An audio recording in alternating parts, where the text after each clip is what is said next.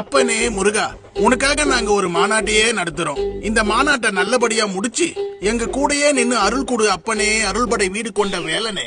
டேய், யாரா நீங்கலாம்? எதுக்குடா இப்ப திடீர்னு என்கிட்ட வரீங்க? என்ன முருகா இப்படி சொல்லிட்ட? உனக்காக நாங்க வேல் யாத்திரையா பண்ணோம், மயில் காவடி எடுத்தோம். 3 மாசத்துக்கு முன்னாடி கூட ஒரு போராட்டம் பண்ணமே முருகா, மறந்துட்டியா முருகா? நிறுத்துடா சங்கி. அத மட்டும் இல்லடா, நான் எதையுமே மறக்கல. பீகார்லயும் உத்தரப்பிரதேசம்லயும் ராமரை வச்சு கலவரம் பண்ணி மக்களை ஏமாத்தினீங்க.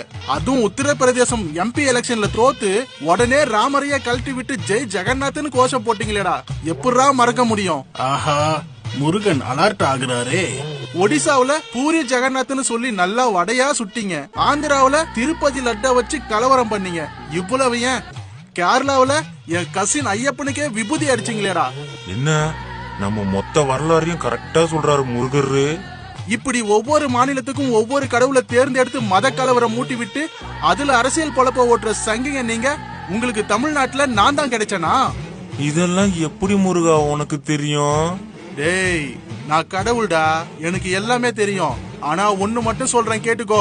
வட மாநிலம் மாதிரி என் தமிழ் மக்கள் கிட்ட மத அரசியலும் பண்ண முடியாது, இந்து முஸ்லிம்னு கலவரமும் பண்ண முடியாது. உங்க தாமரை அதுல கூட மலராது.